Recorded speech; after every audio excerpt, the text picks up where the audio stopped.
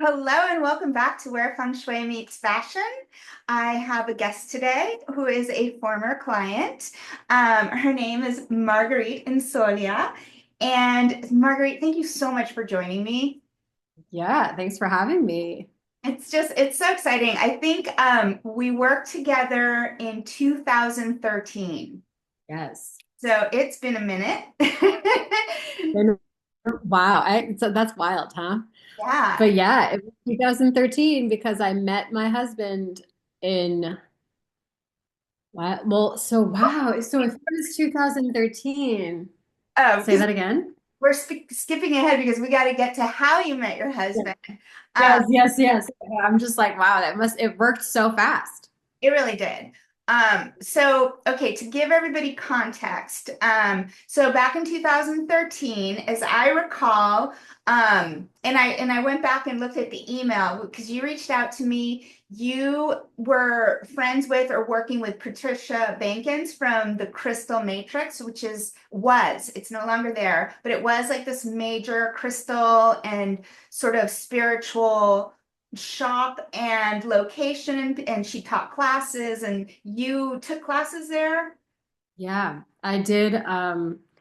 What did I do? So I'm a Reiki practitioner and I had already been certified, but I hadn't the way that I learned in a very kind of intuitive way. And I felt like when I moved to LA, I learned randomly in Knoxville, Tennessee. And so I felt like when I moved to LA, I wanted to learn it in a different kind of framework.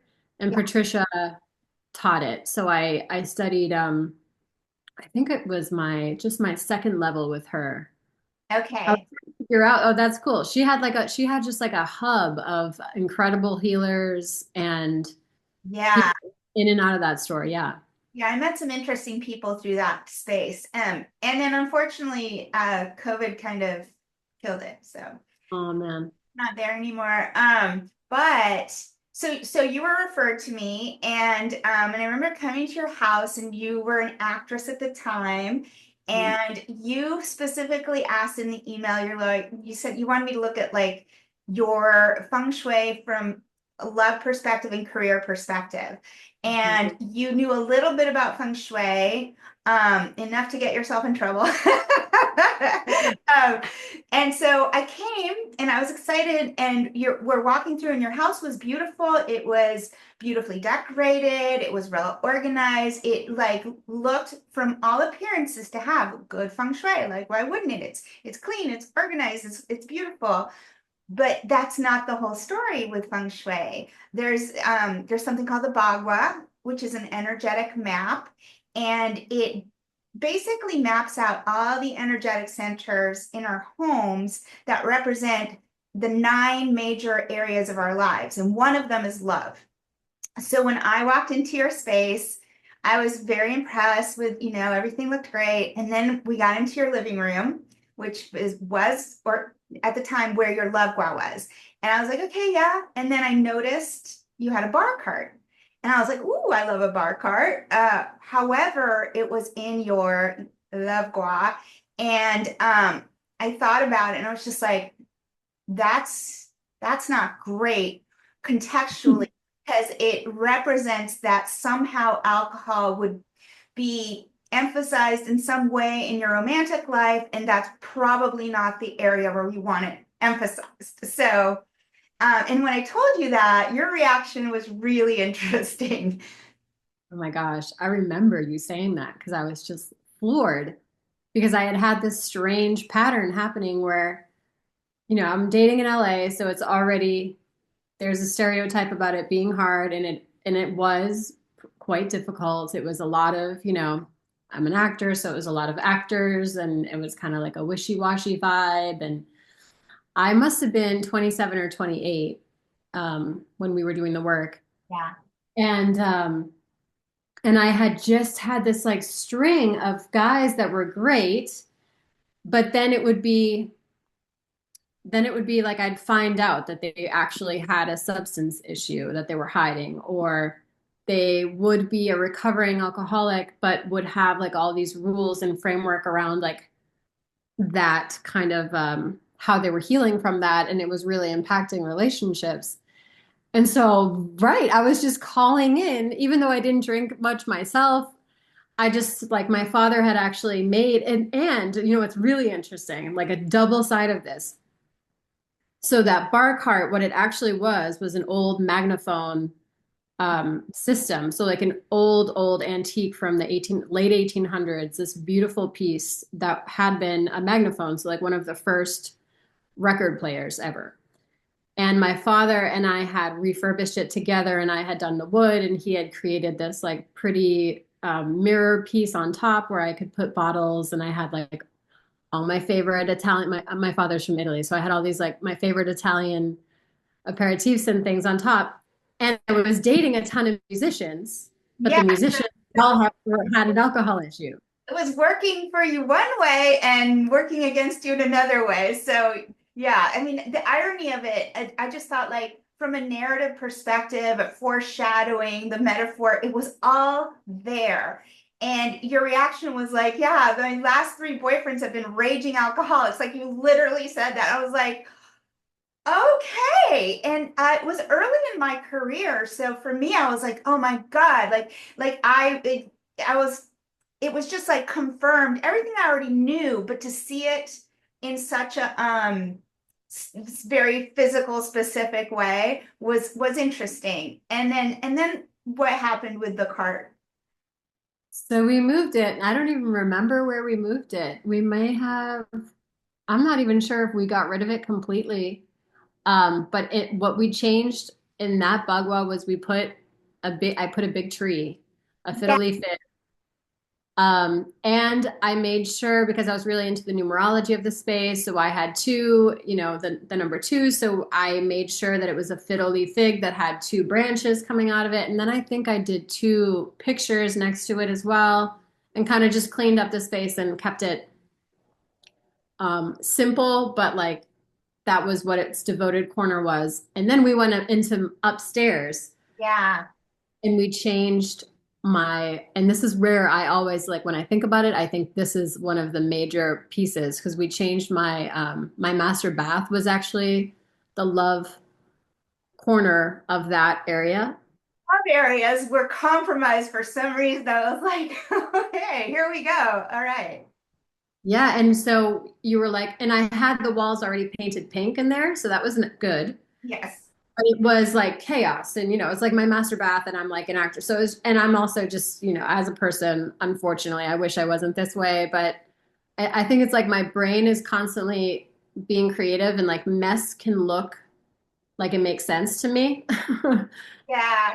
And then, Creative chaos. yes, creative chaos was happening in the bathroom for sure. So we cleaned it up, and you were like, put some flowers in here and change out the flowers and keep them fresh and pretty. Yeah. And you know, the thing is, no matter what, like we all have to have bathrooms, and sometimes it's in your love gua or your prosperity gua. Mine is kind of in my fame gua, and I'm just like, great, water in my fame gua. It's like not easy. So I just say your bathroom, turn it into like a freaking spa. It should just make it as glamorous or romantic as possible because it's always gonna impact something, you know? Mhm. So yeah, I put in the flowers and I remember looking at them and I also remember taking a picture of them because I took a picture and I think I even posted on Instagram a Oh, picture of the flowers and shortly thereafter so I had already broken up. I had like it was craziness. It was like, you know, getting ghosted by somebody we were dating for 3 months and oh there my, was a wild story of like this guy he was playing Coachella. I was supposed to be going, my bag is packed. Coachella's happening. He's playing. It's the first time he's playing. Like we're going. All the details are laid out. Like I have somebody watching my cats. Ghosts me. Doesn't like the morning we're going, I don't hear from him. So that was like the last guy before meeting my husband, who is also a musician. So there, I wonder what we did with I wonder where that went. Do you remember where no, where that mag? what you did with the bar, I just thought you moved it. I didn't think you got rid of it because I was like, there's nothing wrong with having it. I'm like, just not here. Yeah, I So wonder what we did. too bad that you got rid of it because you could have like it could have done well in like I don't know your career blah or I know. Well, you know what? I still have it. Like it's in Nashville at our house now. It's in my husband's studio because he's a musician, right? Like I just wonder where that magic where I put it. But yeah, so then I shortly thereafter I moved some stuff around and I could feel it. I could feel the shift. And shortly thereafter, Joel asked me out. And it was like, I would love to know the date we actually did the work because he and I had this interesting thing where we had met short, like for like a quick second. He literally walked me across the street in Hollywood. I asked this like random guy if he would walk with me oh, because it was midnight. I know. kind of And romantic. then we didn't talk. I can tell. Totally. And we didn't talk for months and months, like over 6 months. We didn't talk at all. And then I got, it's funny, but I got a message on Instagram and he was like, hey, we should, do you want to go out sometime? He was like, hey, I heard you changed the feng shui in your house. I'm here now. Do you want to go out? He didn't say that, did he? No. Um, No, but he also lives by the feng shui now because now in every house that we're in, we moved from that original house. We've had three different houses now since then. And I'm so focused on the feng shui. Like that sold me 100%. I was already into it. that makes me feel good. Like, just enough to get in trouble. Do you remember when, because I have the date of the email, the original email you sent me, and it couldn't have been too long after that we set up scheduled the appointment. Because I have your like request, like, hey, I'd like to. Wow. Do you know the date that you met him the first time? Well, the first time, I don't know that first time, but I know our first date was June 19th, 2013. Okay, let me look at the date of this email. Let's see. Let's see. It's just curiosity. Uh, Okay, because I was looking at it earlier just to like jog my memory. Okay. Marguerite, I love your name. Thank you. Uh, the first email, January, February, March, April, May. Wow. It was May of 2013. So No way. So seriously, because when he reached out to me, so it was like not even a month because who knows when we scheduled our session, probably a week or two after that email, maybe, right? And then like it was 4 days or something when he was like, hey, do you want to go out this weekend?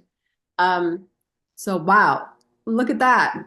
I mean, that's how it works. It's funny because sometimes it's not about overhauling your whole home. Sometimes it's really small tweaks. Even people who like have read the books and all this stuff because there's nuances in feng shui that you're just not going to get from the books or because it's such an ancient practice and like I'm still continually learning additional things as I go. I'm my training will never end because it's just a lot of it is handed down, so Mm, you have to work with masters, you have to like read all the like I have mentors I still work with and I continue to train and also learn other approaches because there's a lot of different schools of feng shui. I right. stick to form school, but at least I have some basic knowledge of like compass school or flying star or any of those things, just so I can at least speak to it. Right. I know. I've read a little bit about the flying star and oh my gosh, it's so overwhelming to me. Yeah, it's really complicated to be honest, and it doesn't translate that well in Western culture because we're working with pre-existing structures. I think compass or flying star, some of the more dogmatic approaches are best if you're building from scratch and you can actually decide what direction you're going in and where. But even so, I think even with flying, like every year they're like, oh, now you need to move your front door. Like it's not how it started. So I personally like form school because it's just so simple and organic. And I think as soon as I walk into a space, it becomes its own universe. And I like to honor the chi or the energy as it is, as the floor plan dictates, not what's going on over there, east, west, north, south, doesn't matter. It's like, what does the floor plan say? As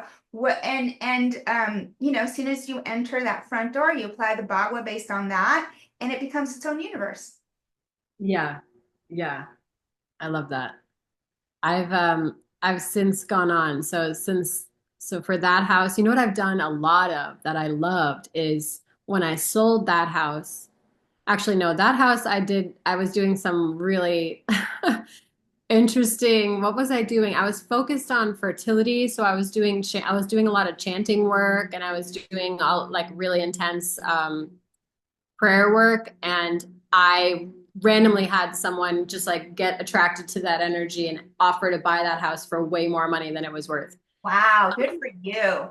Right. But then we moved and then we flipped a house, and when we flipped that house, I did major feng shui on when people walk in the door of this home, they're going to feel like expansive, and here's the type of person that I'm calling in, and I really set up as much as I can and could as I'm not certified in any way, but I set it up so that the feng shui would really help me sell, and it worked really I'm well. happy for you. I mean, like that's what that makes my heart sing, just hearing that you took feng shui and you ran with it and you made it, part of your life. Like I see the whole world through feng shui eyes. I don't just see like my home or if I'm at a restaurant, I'm like, ooh, I want to sit in the power position and and what's the vibe and or in a business meeting, like it's always happening. Wherever you go, you're in relationship with your environment. Right, right. Oh, wow. I hadn't thought about that for meetings. That's a great idea. You want to feng shui your meeting, you want to make sure you're in the power position, but ideally everyone should be. But if you have to choose between being in it and not, be in Yes. it. Wow, that's cool. I should And probably explain what the power position is just in case people don't know. yeah, So when you're, let's say you're in a restaurant, you walk in, you want to find a seating where you can see the entrance of the restaurant and your back isn't to the door. Or at the very least, let's say you're sitting at the bar, there's a mirror behind, like the bar, and that puts you in the power position so you can see what's going on behind you and you can still see the entrance. So those are, some nuances. And in meetings, same thing. You want to make sure you're in the power position, and hopefully you can get both people to be, but I always say like if somebody's gonna be in it, it's gonna be me. amazing. And so tell me, what is feng shui fashion? What is that? Oh, okay. So I like I said, I see the world through feng shui eyes, and so color is a big thing in feng shui. It represents elements, but there's a lot of the elements are interpreted in a number of different ways. The most obvious way is color, but there's also shape. There's also the actual element. So, like fire is fire, right? Candles are fire. But red, the color red, or anything in that spectrum is fire. And like triangular shapes, star shapes, pointy shapes in general also represent fire. So, basically, the fashion feng shui pulls from regular feng shui, the elemental aspects of it with wood, earth, metal, water, and fire. And each of those have like an energetic archetype that can represent your personality, your intentions, and you can apply your dressing, like feng shui, your outfit to what you're trying to achieve that day, and also to honor your elemental essence. And everybody has like a main essence. It could be water, it could be earth, it could be fire, and each of these have an archetype associated. So just for a simple one like fire, like a fiery person is very like charismatic, and they get excited, they want to socialize, like that's a fire, that's an easy read for a fire. A watery energy might be more spiritual, more zen, like really deep and creative and a little bit unusual in some way. So those are, and you can also have a main element and an influencing element, kind of like astrology, right? Your Yeah. sun sign and your rising sign. But then there's intention, what you're trying to achieve. You may need metal. You're not metal at all, but you need it to get things done because metal is about being precise and pristine. It's expensive. It's like if you want your accountant to have metal energy, like they get everything, very precise, just right. They dot their I's and cross their T's, and you know what I'm saying? So it's helping people realize what their essence is, how to dress for that. It's also body type, skin type. There's elements associated with that. And it's this whole alchemical process of looking at your elements, your energy, and what you're trying to achieve in the world, and how the way you dress will either magnetize or um, repel certain energies, and you want to use the way you dress in the most magnetic way possible. Oh my goodness. So you do kind of like an intuitive read on the person, or how do you find their element? Well, it's a whole thing. Like there's actually a physical, like a written test. So personality, because part of it is obviously like somebody can look one element but act another and feel another. So you really want to get inside of it. It's a very like a psychological profile. And then obviously I'm gonna get a read on like their personality. I'm also looking at their whole work, like how they dress, how they want to dress, their body type. It's a whole thing. Like in order to do the training, I had to first have the experience. Like I got fashion feng shui experience, right? And I have like color swatches. So if I'm looking for makeup, I know exactly my skin tone color swatches, what colors look best on me based on, my coloring, my body type. I'm a water body, meaning like it's like a raindrop. So I'm smaller up here and, a little bigger down below. Like I go more like that. So I love an A line, I love a long flowy skirt. I love a short flowy skirt. Mhm. Yeah, I love an A line, basically.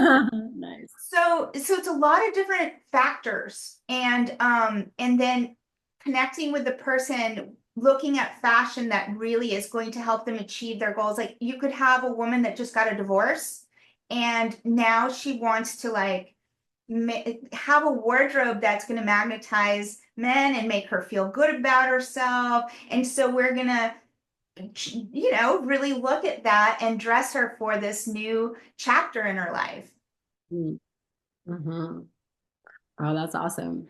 I recently had my season done, my color seasons. And what did they say? So it was funny because my mom growing up I was born in 84 and my mom and in 84 actually opened this dress shop and part of what she did, she imported goods and she basically had like a she had what is it called boho chic kind of clothes that they would call that now. She was importing from Bali a lot and stuff in Italy, but she had somebody on staff who, because in the 80s and 90s it was really cool to have your seasons done, so she had somebody who would do that. So I had it done recently and they said I was a cool summer, and I called my mom and I was like, hey, so it turns out I'm a cool summer. And she was like, well, you look exactly like me. I could have told, of course you're a cool summer. I'm a cool summer. But so basically, and I wear black all the time. And she was like, yeah, we're not supposed to wear black. It's a bad choice. We're supposed to always be in white and kind of Well, like jewel tones. your inner element, you feel watery, but your coloring is something else. Um, Uh, but what you can do is you could do black, like below, like a black skirt or black pants, but then bring the color closer to the face where it's going to really impact, your coloring. right. Yeah. Yeah, so I've been doing, and I also kind of changed. I was intuitively doing it anyway, or just, looking at my face and being like, oh, this is not a good color for my skin tone. I kind of got that side of it. But I changed my makeup a bit. And it's really been great. Like I'm not wearing any kind of dark mascara, black mascara anymore. I kind of it's like light, if I'm gonna do it, it's gonna be a little bit like a dark brown. Totally changed things. I would have never thought about it. And you like it better. Yeah, yeah, because it pops my eyes, my blue eyes, and then the pinks and stuff. Instead, I was doing a really like bright red lip all the time. Astrologically, I'm just like tons of fire. And I love like a bright red lip that says basically fuck off. And so that I don't have to, but it's like subtle protection vibes. And I've been doing pink instead, and it's so nice. Oh, what does your husband think? Does he like it? What's different? Oh, because I kind of rarely wear makeup anyway. But so I have been kind of playing with it and doing the color season thing, and I put on makeup recently and did the right palette, in terms of what I was referred to do. And he didn't even know I had anything on. Like he was like, "Oh, that look." I was like, "What do you think?" And he was like, "You look good." And I was like, "But isn't this a ton of makeup?" And he was like, "Oh, I can't really tell that you have anything on because I guess it just like really flowed." Girl, to your coloring, perhaps. Interesting. Yeah, I mean, I'm a winter, so I do better with high contrast, like a really rich lip. If I wear anything too neutral, it just like it's not great. Yeah, yeah, I can see that. I can see it because of your beautiful hair, right? Does that make the Yeah, winter? I keep my hair pretty dark, so I like high contrast. I like a little drama. Mhm. And it just suits my coloring. So as a winter, you look best with, jewel tones. And I can wear black, but I have to wear a lip because still, if you just wear black, you need to you need to compensate for that with a little bit of color. Yeah. Yeah. Cool. So, okay, what are you doing these days? You're living in Tennessee, right? Yes. So we moved. So we had our second daughter in 2022, and I really feel like the girls. We have two girls, and I feel like they wanted us to move out of LA for whatever reason. As soon as I was pregnant with our first, my husband kept on getting called to Nashville to write and perform, and then when I was pregnant with my second, the same thing. He started getting called out here, and I was like, oh, I love Tennessee. Let's just make it a family trip, and we'll come out and check it out. And it was so nice because it was in the fall and beautiful, beautiful autumn weather, uh, and yeah, and like I was saying, I was kind of thinking about selling our house in LA. It was on top of a hill, so it was great for the two of us. Right. But then having babies, it was like, they could play outside, but were they going to fall down the hill? Okay. um, Yeah, it's it wasn't ideal. And also because of everything going on at the time, COVID was really hard to have two little kids. It was like you couldn't do a ton, You could go to the playground, maybe you'd have to get in a car to go to the playground, and some of them are closed. And so it felt like the right choice to check it out. So we've been here for 2 years now, almost 2 years. Um, and we like it a lot. We love LA and we miss LA for sure, and all of our friends. And I think what we're going to start doing is going back and forth a lot more. great. Well, I'd love to get together when you come out. Yes, And totally. I'm noticing behind you, is this like your office that you're in right now with books and everything? It's very beautiful. Oh, thank you. Yeah. So this is my office. I did the color drench in here, and I created this color, which is hopefully it's kind of reading a little purple, I think, on camera. It's more of it is like a mauve, but it does have some warmer kind of orange coral kind of underneath it. And the painters thought I was insane because truly the ceiling, all the trim, all the windows, everything is this one color. But it made it feel so expansive, and it's like this little special heart chakra room, where I do my work. It is really beautiful. What gua are you in? What gua is your office in? So it is the relationship gua of the entire downstairs. So Okay. it was part of why I chose the pink. Um, so yeah, so it's in the relationship. So that was good, right? Part of the pink. And then when I was looking at it, because I was the house feels great. We moved to a place where there's the people who used to live in this house um, were the original owners of the house, and their entire family is surrounding us. Oh. And yeah, so it's like they drive around on golf carts to each other's houses. We're in a town called Franklin, which is really just like 20 minutes outside of Nashville, but we have an acre and a half for our kids and we're gonna get chickens. It's like checked all of the boxes. Yeah. So you have But I could, you have property like land. yeah, That sounds yeah. gorgeous. It's great. It's truly like an estate here. But what was weird about it, like the house feels great. And what I do is I work in Reiki and energy clearing and something called the Akashic Records and I'm tarot as well. familiar, all of the above, including Akashic records. Yeah. Yeah. So I could feel that the house was clear and the property felt really good, but what I also felt was that the house needed protection Yeah. from the family. It was just like it was clear they weren't thrilled that like non-family was moving into this home. Sure. Um, so I was looking at it on all angles. So I looked at it at like the regular, I guess you're calling it the form feng shui, right? And then I was looking at it other angles too, which of course got me totally overwhelmed. But I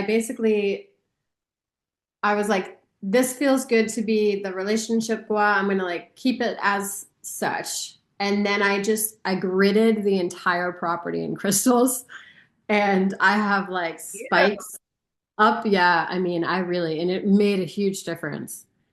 We gridded the whole place in quartz, and then I have selenite at specific spots.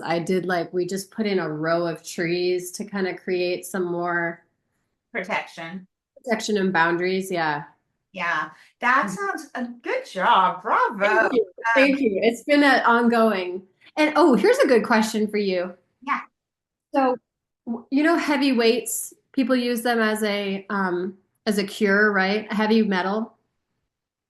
Well, in what specific way are you referring to? Well, so because of the protection needed, right? And I could feel it. Um, and we were having strange things happening where like people were driving by and stopping literally in front of the house and taking photos of the house. Like there's nothing interesting about the front of the house, but weird stuff that was happening almost daily. Okay. Um, and then people slowing down and staring, driving through. And I was like, okay, so I really focused on protection for the house energetically in terms of feng shui. And I was reading about heavy metal being like literally having heavy metal weights, for example, being important to ground the house and to cure specific, I don't know, ailments within the house.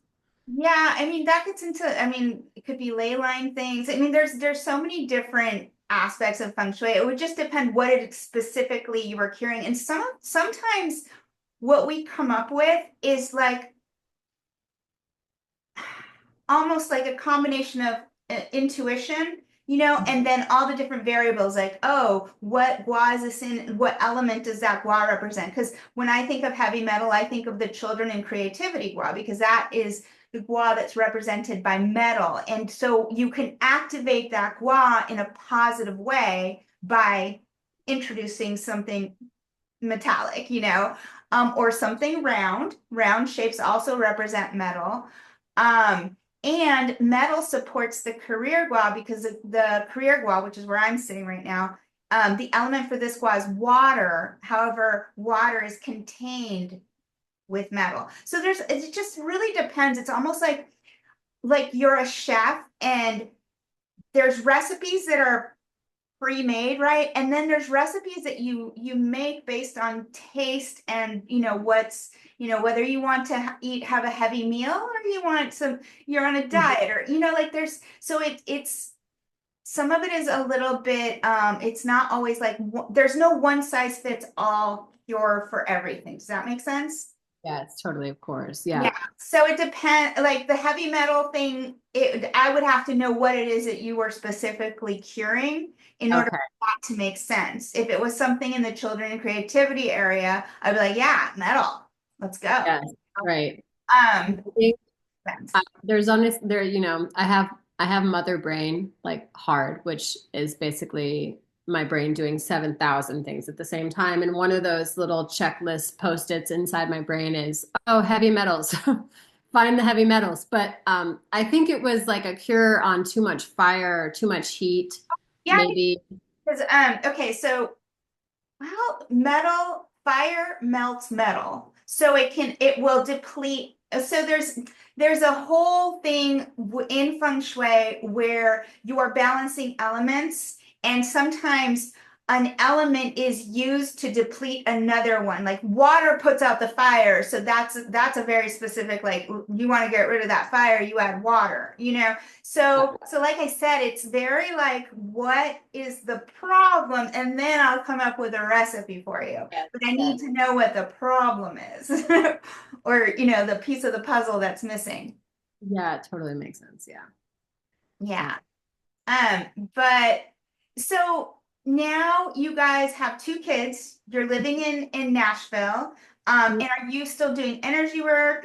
What are you doing, these days? Yeah.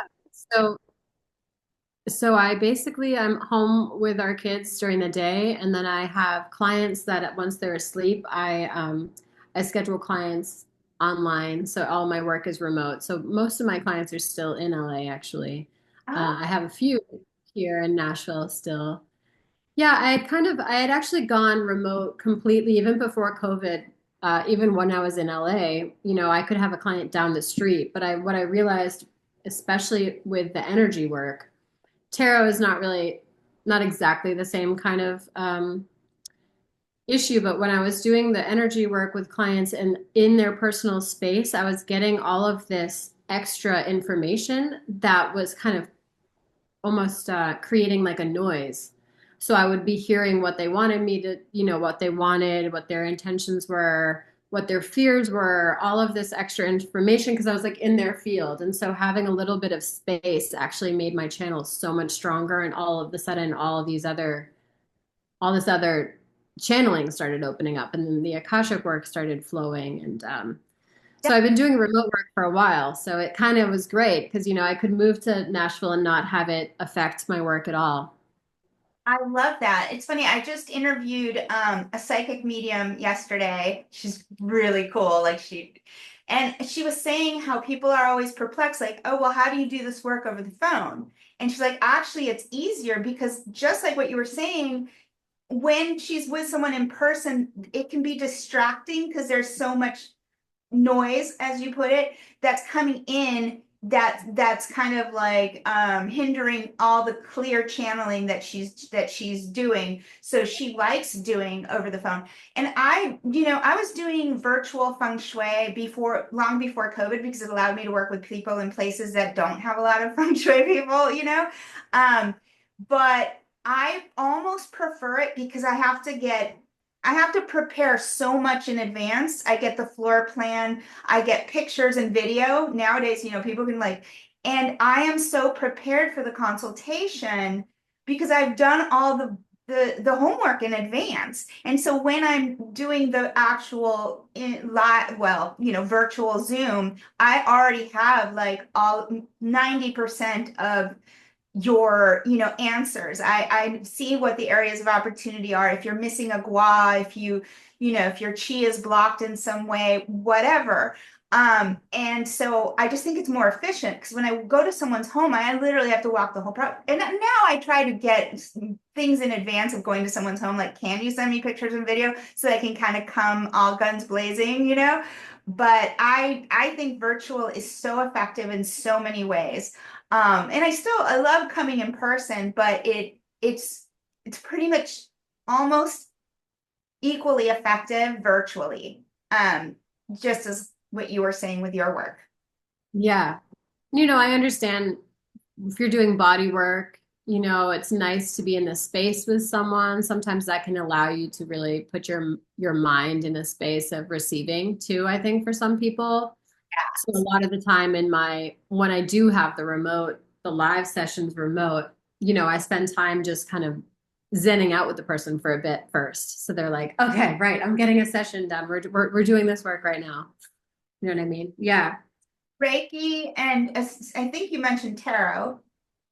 Yeah, so tarot is something a lot of the archetypes that you were talking about with the elements, I was like, oh, we could talk about this forever because so tarot is originally Italian and it's something that my older cousins taught me when I was a kid.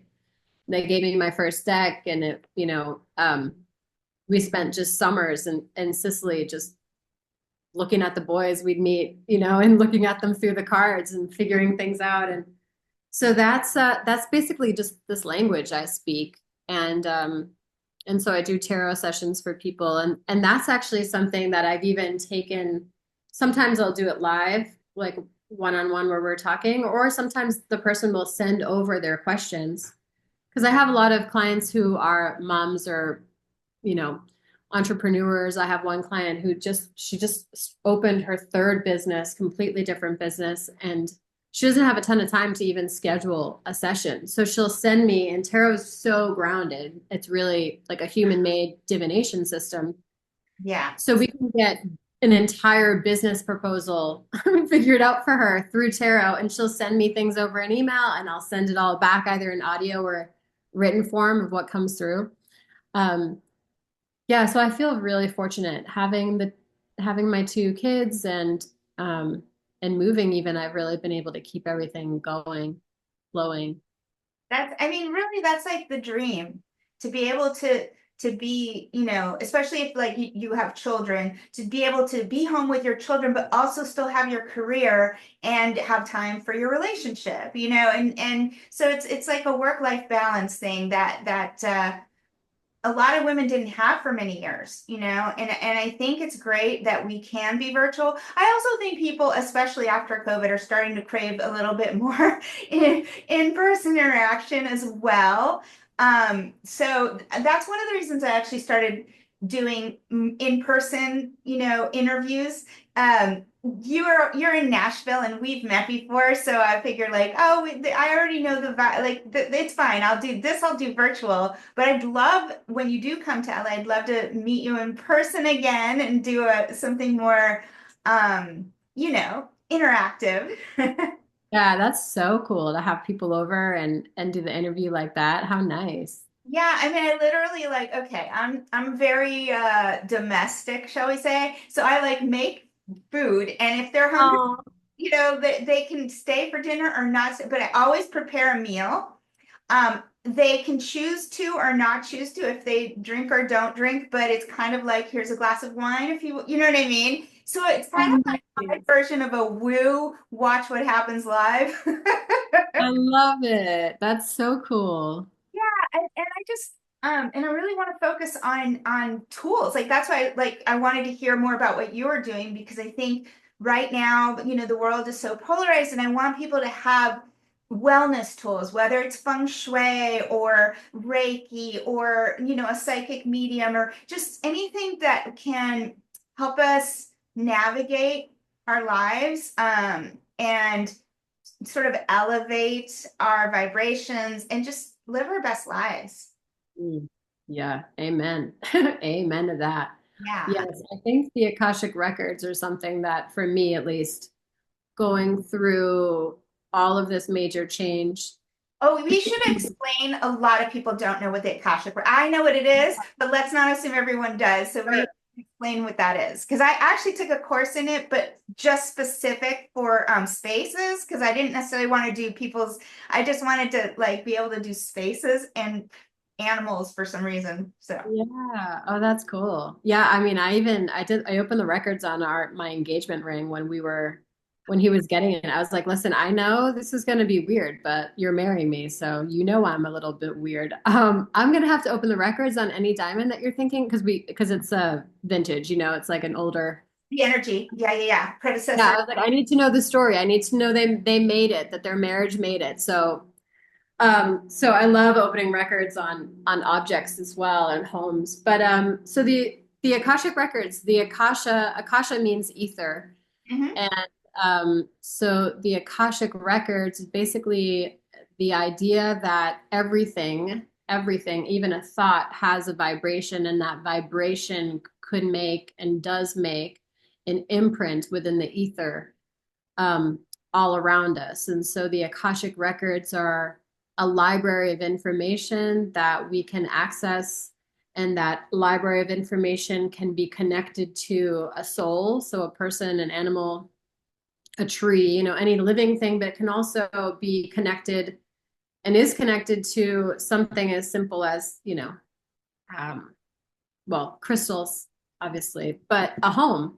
A home is holding all of this energy, and that energy has an imprint. And so you can walk into a home, open the records of a home. I've actually done it for clients where I've looked at different real estate. I'm not there, but I'm looking on the map and I'm pulling in the energy of the address, and finding basically the storyline of that place.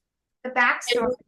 And what'd you say? The backstory. Right, the backstory. And sometimes really for example, for this property that we bought, I could feel that there was all this drama around it. And I could feel it from from this 3D space. I could feel it from the past. But what I wanted to see is what was the future in the records, what was the future for this property and for the land. And the future was disconnected from the family. So I was like, okay, so the home and the property, they're ready for us to come in. We're not trespassing in any way, while Yeah. the people might, uh, um, we're not doing that. The home is happy for this new trajectory. And it's actually, what's so interesting is every time I've moved from a home, I have felt the energy of the home shift and say, we're open for more. Like when I became pregnant with our first girl, I had her at our home, the home that you came to.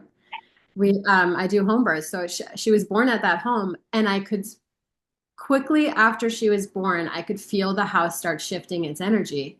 And it was like, I'm not the right home for you. For your This future. is, yeah, she, Yeah.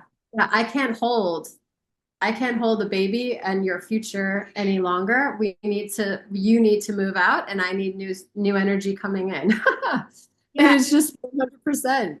Yeah. So crazy because you were outgrowing the space and the space was letting you know that. Yes. Did things start to, because I noticed this, did things start to get challenging in the space or like weird neighbor stuff, weird, like, Oh my goodness. You'll understand this. like Okay. from the universe to get out, so to speak? Yes, so much so. So, okay, so we're there.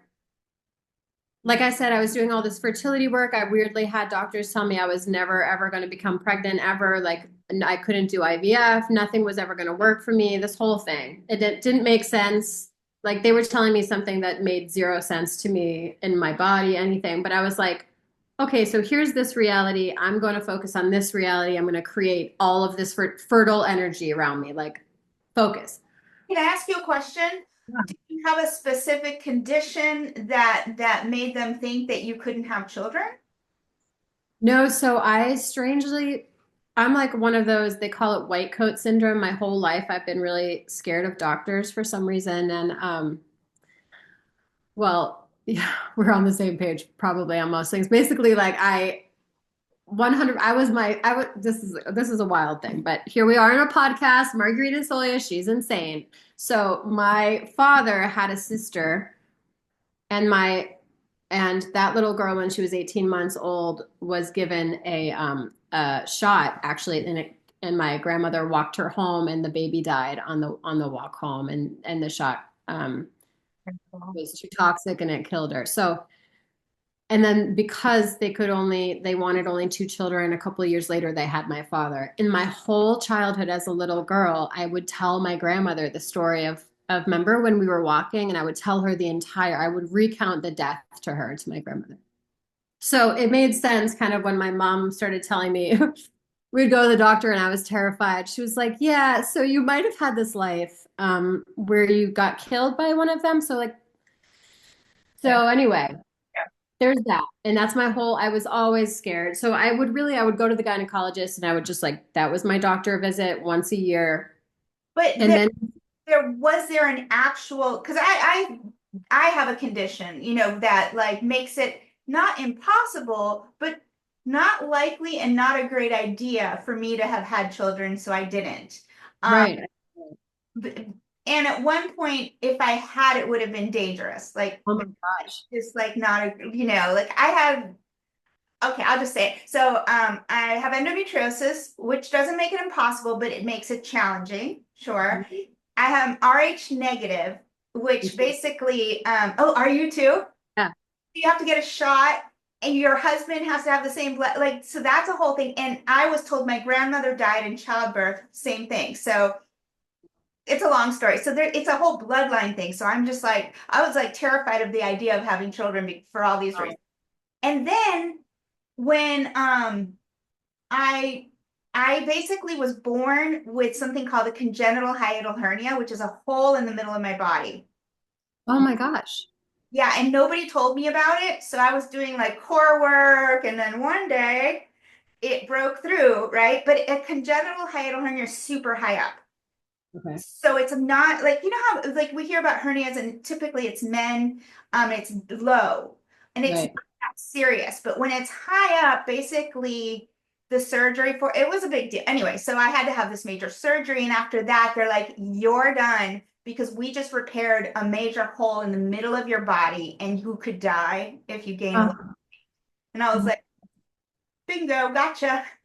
So that's why I was like, was there a specific reason like why they would think that you couldn't? Because there's lots of conditions that do make it challenging.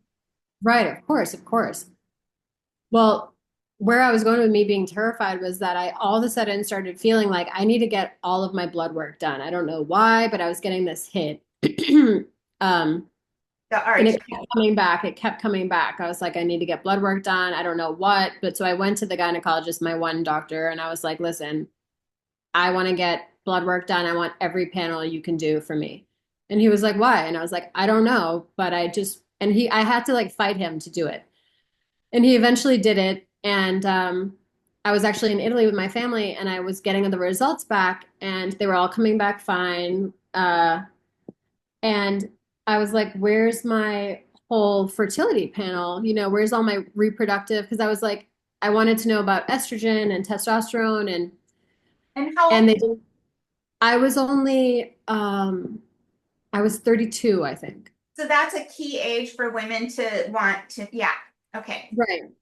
And it was like we weren't even engaged. I wasn't trying to get pregnant anytime soon or anything. It was just like I want to get all of this done. For some reason I need to. And they didn't call me. And so I called the office and I was like, hey, all my other blood work's coming back. Is it back? And the woman just said, yes, I have a note here that the doctor wants you to enjoy your trip and call him when you return. And I was like, no, No. terrified. Have him call me right away, please. So he calls me and he starts the conversation off with, I'm sorry, but adoption is another way to become a mother. And I was like, what is it? What's going on? And he said, well, your blood work tells me that you're in menopause and you have no viable eggs. And he said, it's very strange. You get your period every 28 days. It's always on time. You have no other conditions here, but for whatever reason, that's what your blood is saying. And these numbers don't even read well for IVF or anything like that. Like your eggs are very, very old. Maybe And so I was totally stunned. What'd you say? they have made a mistake because that just sounds insane. It was wild. It felt like it was like, are you reading me somebody else's chart? Which weirdly actually happened to me once where I got STD results and they were somebody else's. And so and I went for real. I was in college and I was just like Catholic major. I was like, what is happening? Oh my gosh. And I took all these antibiotics that were not for me. And then 2 weeks later, I got a call like, hey, actually, yours is fine. Sorry. NYU made a Yeah. big mistake. So I'm like hoping that that's the reality. I go to LA. I'm like, I'm not going back hit to him. I'm going to a different, I'm going to go to the best reproductive person I can find, get my blood work done. And she said, yeah, you have a 4% chance of ever conceiving. I don't know why, but your eggs are just telling us that they're very old. And they that was it. And she was like, you can try IVF. If you're going to try, we need to try today because every month you're losing more eggs. And yes, it was wild. And it was like living in a different universe that didn't make any sense. And so there I am with my boyfriend. And I'm like, hey, I know we're getting engaged. Do you also want to like make a baby like tomorrow? Because Might we be. were not on that trajectory. But I was like, I guess this is what the universe is saying. Also, if you want to break up with me, I get it because maybe I can never have kids. And it was this whole, It really expedited like how serious you got, yeah, like you're in or you're out, you know? yes, which is kind of my energy anyway. So my poor Aussie Pisces rising Sagittarius sun husband was just like, oh my gosh, this woman is trying to kill me. Oh. Um, Wait, what's your but sign? What's your sun and rising and moon? I'm a Leo sun, Aries moon, and then That's spicy. I know it. I know this poor man, and then I'm a Libra rising. He's actually a Pisces moon and a Pisces rising. Thank God for the Libra rising because that like calms it down a little bit. Like it makes you a little more diplomatic because everything else is really spicy. I know it. This poor guy. And then on top of it, like I'm Irish and Italian. So this man, um, God bless him. But so he was like, no, yes, we're getting married. And yeah, that's what we're doing. And so It's on. it's on. And I was like, and also, what'd you say? Your feng shui boyfriend. It's on. Yeah. Yeah, exactly. He was already called in by the universe. So he was, of course, on the right, he was aligned. Yeah, yeah. And so on top of like me feeling like I needed to get all my blood work done, I had already intuitively done 6 months of like this really intense detox where I had decided, oh, I need to detox my whole body at 32 for some reason. And I had gone through each organ and I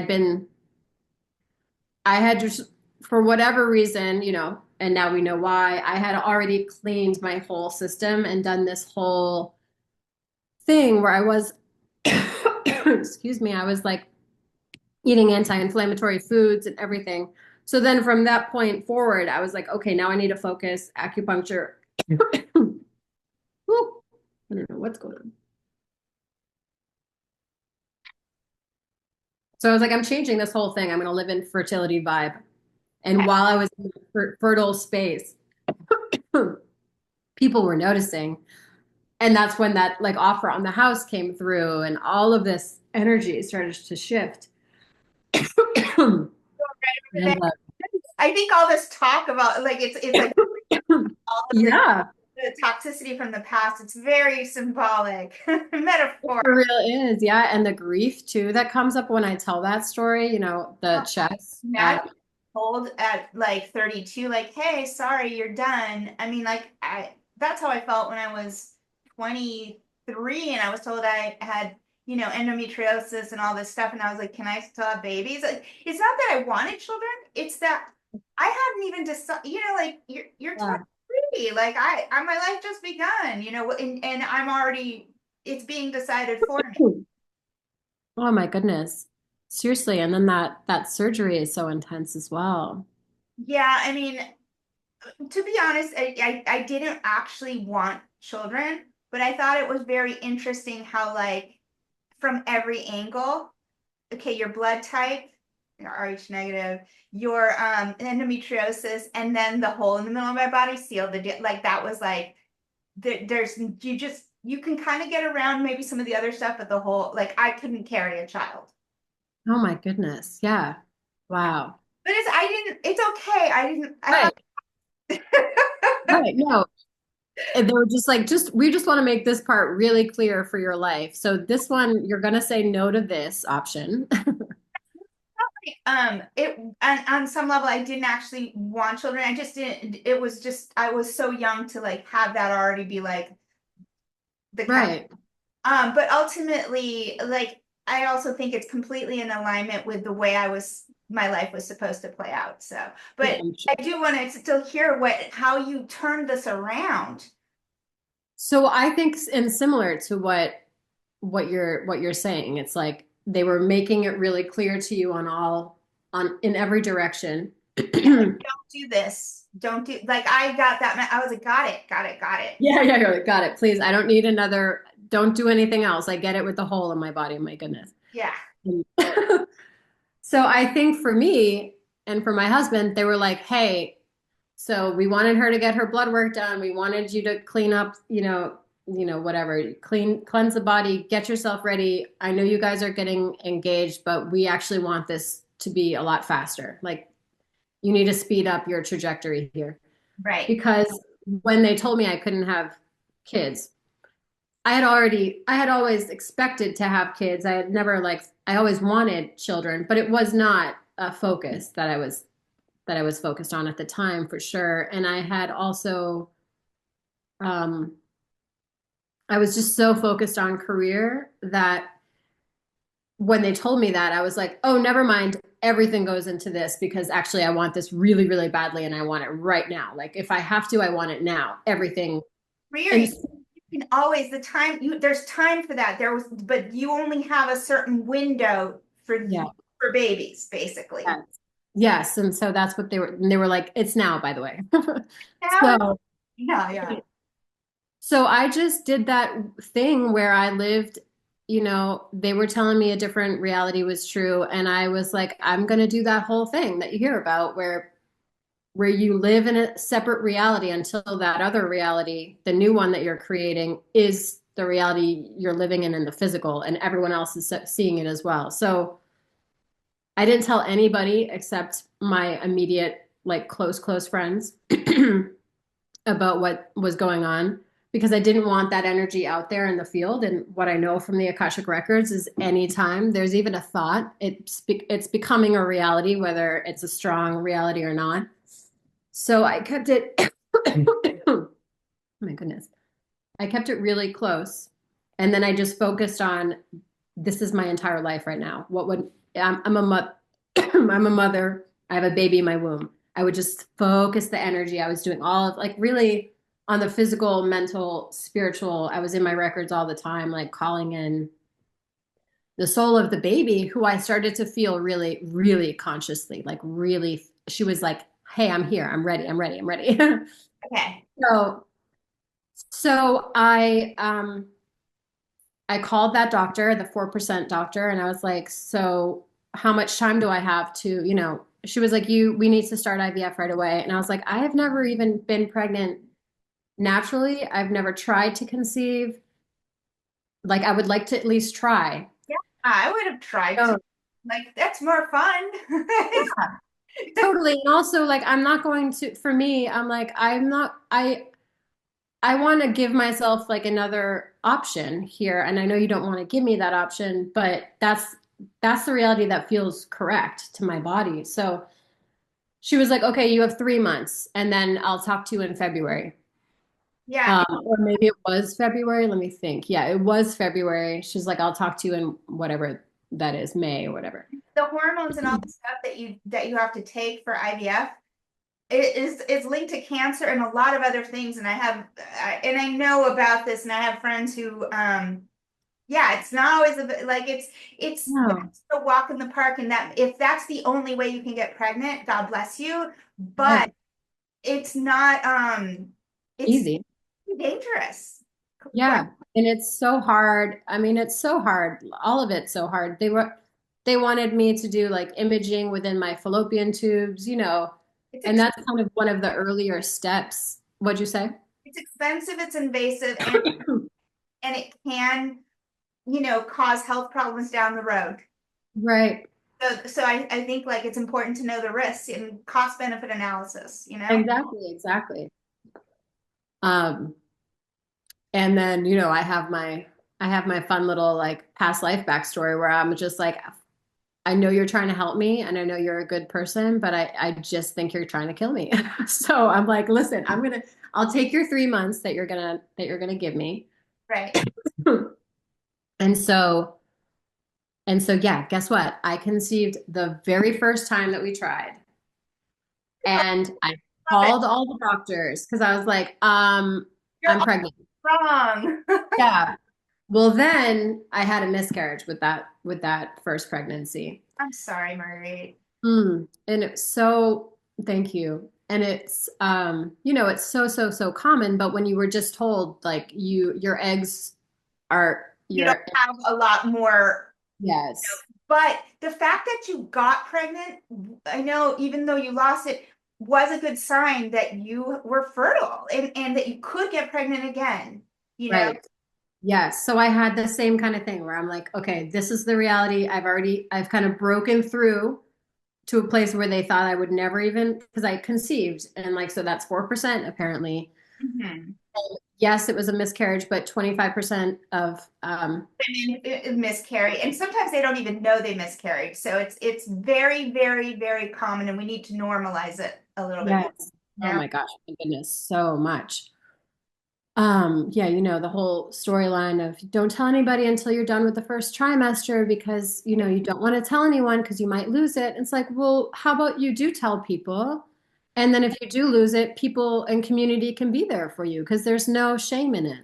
You know, Why should there be shame? And in fact, you need that support. So totally. Even the term when I was like really in it and I was like miscarry.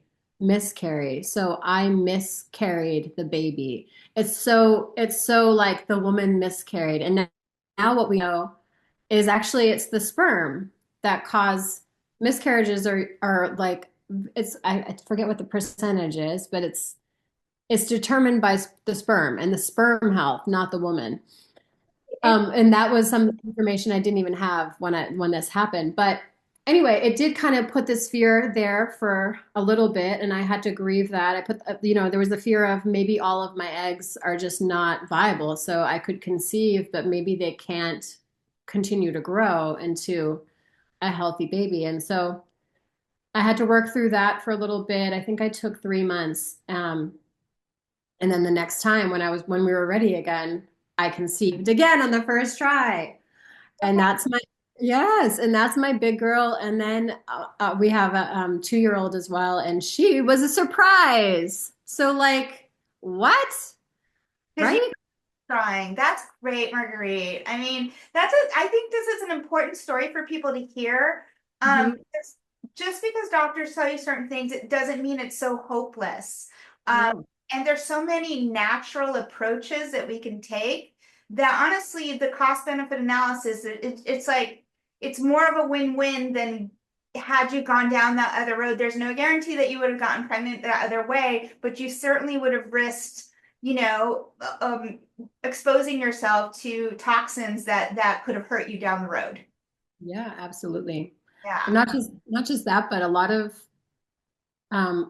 heartbreak and Expense yeah.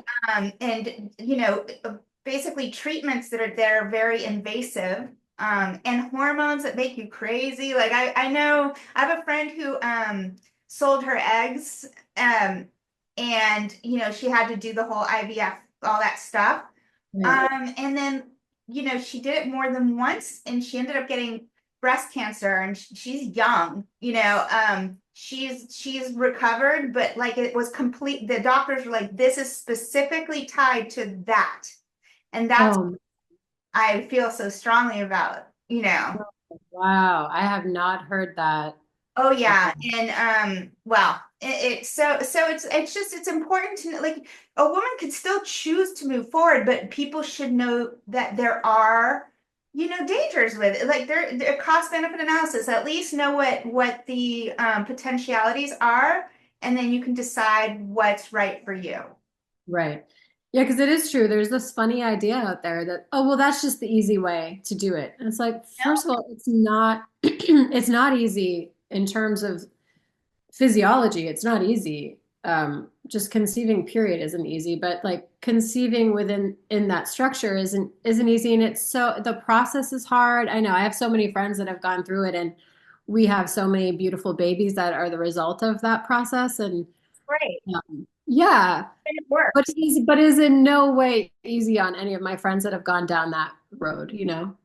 Yeah, and Uh, I think it was Courtney Kardashian who said that because she did the IVF before she got pregnant naturally, that it oh put into menopause, oh, man.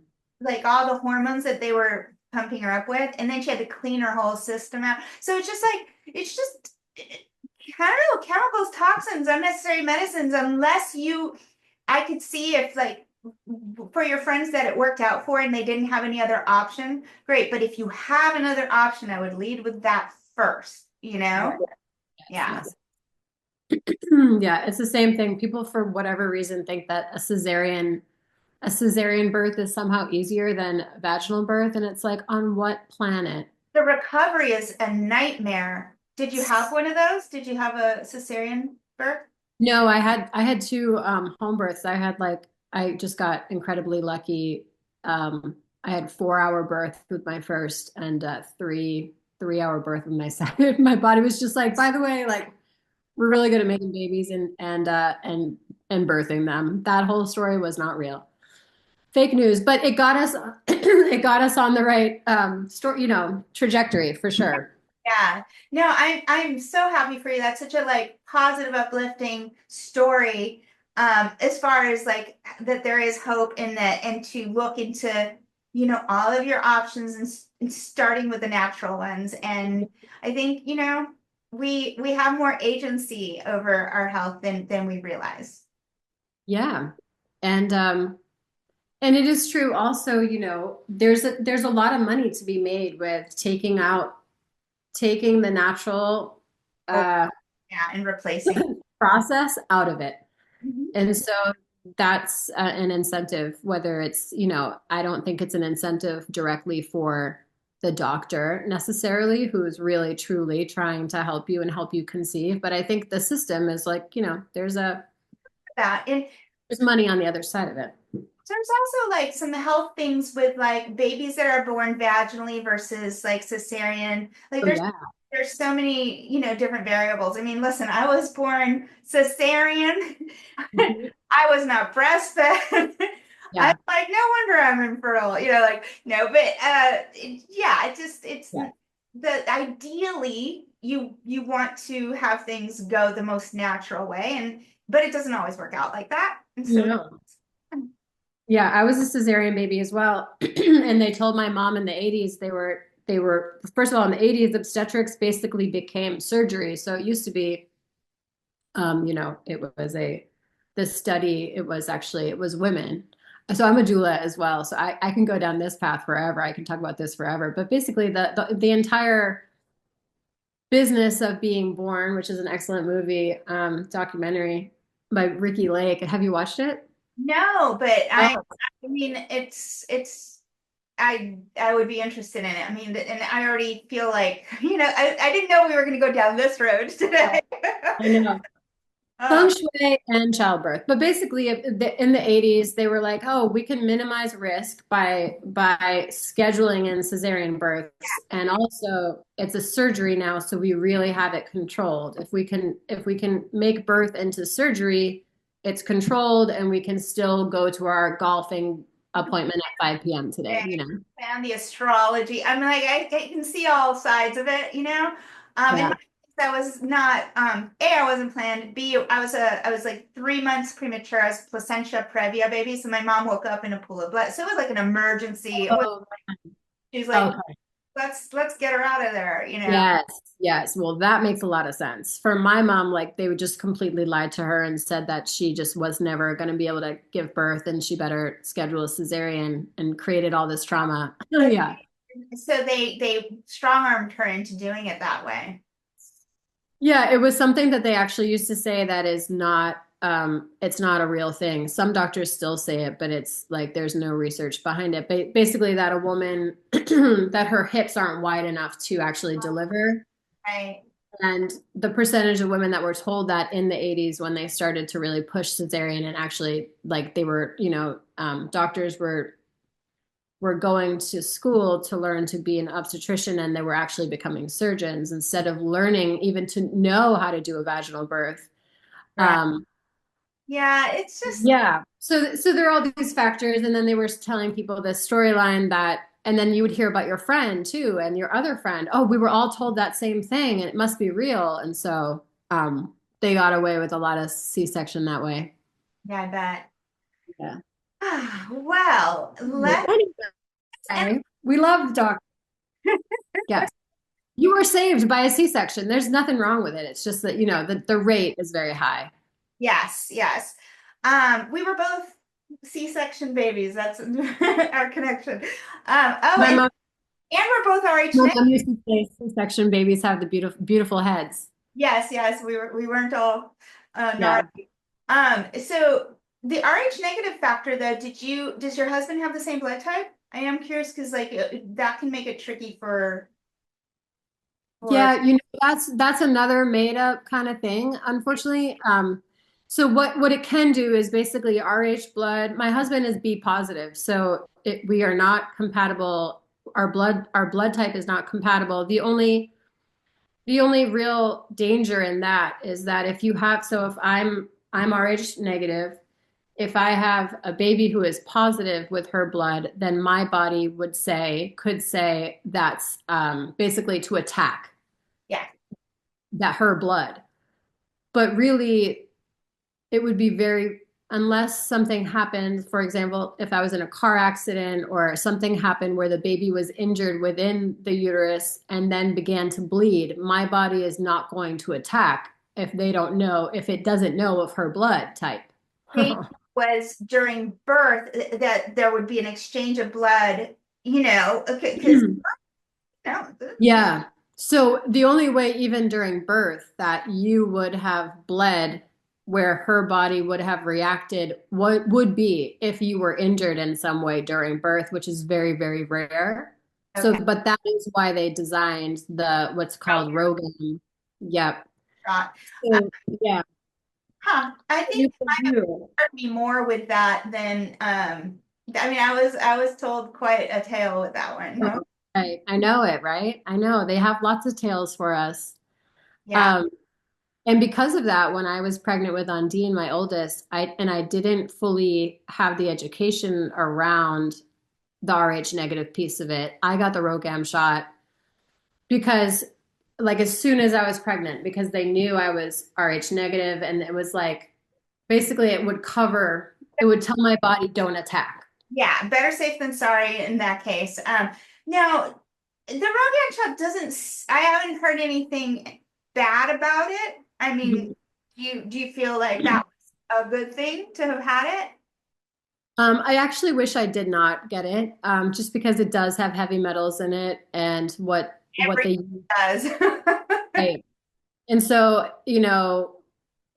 injecting heavy metals while you're pregnant isn't ideal. And we don't know the effects that does have on the baby. They'll tell you it's completely harmless. I just don't.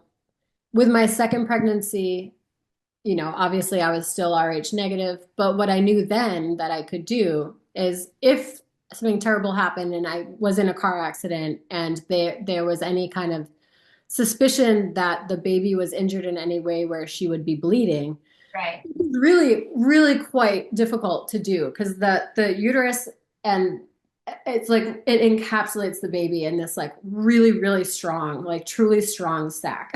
That is like we don't want because your entire body, its entire job is to take care of the baby. It's like you're become secondary for your own biology. Your biology is like that's the most important thing, right? So it's really rare, but then what you can do actually is once you've given birth, you can take blood from the cord, which is connected to the placenta, right? And also connected to the baby. And you can take the blood from the cord and test it quickly and find out, oh, is it, for example, positive? And if Right, it's right. positive, And then there's all that stuff with the cord banks and I don't know if you did you ate your placenta or anything like I that. sure did. You know I did. Yeah. So Yeah. yeah. So my second baby ended up being Rh negative as well. So she's Rh negative. So that was not Are an you issue. are you O blood? Do you know? I'm O. Yeah. I'm Oh, O. we're the universal blood donor. O negative. I We're, yeah. it's only 7% of the population. We're blood sisters, girl. Oh my God. I didn't know it was that low. Yeah, and it's the most common occurrence of O negative. And I'm not just because O is very common. It's Right. the O with the Rh negative factor that is very rare. And it's considered almost like we're slightly alien, like our genetics are, you know what I mean? And Yeah. they Because most the it was largest introduced. portion of population that has this blood is in Portugal. And Huh? Portuguese is a very unique language. I just think there's some magic behind it personally, like a little something. Oh, totally. Oh, you should look into the Akashic records on that, you know? Oh my gosh, I really should. I never have. Yeah. Yeah, there's like a story, and I believe me, I've watched YouTube videos on Rh negative and Yeah, I think they say we might be a little bit alien, something a little. yeah, because I think where they got that is that historically it just all of a sudden existed. Like, Yeah, uh, it was like apparently, what'd you say? a genetic jump. It's the most ancient blood type, but then the genetic. Oh God, I'm not like a biologist. I'm not great at explaining this, but from what I understood, it's almost like a different species. It's like if a horse and a I don't know. What are donkeys? Aren't they a mix of two different Oh breeds? yeah, a donkey is a mule and a horse, right? Yeah, okay, so we're donkeys. Yes, right, right. Yeah. Beautiful donkeys is what we do. The mule is like, yeah. And then there's the story of the what is it? The what do they call it? The search for the Holy Grail, that the Holy Grail has some connection to Rh negative. Oh yeah, there's a whole Yeah. awesome rabbit hole. And it's supposed to be the bloodlines of like Mary and Jesus. Uh-huh, Yeah, uh-huh. we know going in some weird places, but I am fascinated by it, and I do feel that's why I was born the way I was born because my mom's not Rh negative, and be, so I think like I just needed to get out of there unscathed, so that's why that happened. Oh wow, cool. Yeah. Yeah. Anyhow, well, my blood sister, Yes. very interesting. It's gone in a lot of different directions. But when you are in LA, I hope we can get together. Please, I'll make a nice dinner. Gosh, I would love it. We can shoot something live. Oh, so fun. I would love it. Thank you. And then if you're ever wanting some virtual feng shui, I totally work that way as well. Or if any of your friends, anything like that. And tell people where they can find you, like your website, and then kind of spell out the different offerings for us to tie up. And then I'll put it up. So this is going to go on Substack, YouTube, and Spotify. And I'm going to edit this and I'll put some of the stuff on the screen as well, but it will be in the notes for all of those platforms. So tell us where we can find you. Thank you. Yeah. So on Instagram, I have my two profiles. So I have at Marguerite Insolia. And then I have my practice, which is called Casa de la Madre, Casa de la Madre. And I'm on Instagram on both of those. And so if you go to Casa de la Madre, actually, I'm pretty sure you can go to both of those profiles and you'll find my Casa de la Madre site. And Okay. on there, you can tarot, Akashic records, pendulum work, energy harmonization, which is basically what I'm calling Reiki now because there are all these channels of information that come through as well. So it's not just the physical and it's who knows? Sometimes we have grandmothers step through, sometimes all sorts of things. So energy harmonization is what I'm calling that now. And yeah, it's all up there and it's all remote. Beautiful.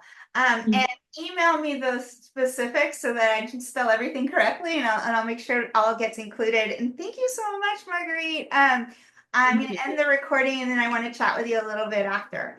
Okay, bye everyone. Stay tuned because next week I'll probably be doing a solo episode because of the holidays. But thank you for joining us, and many, many blessings. Ciao for now.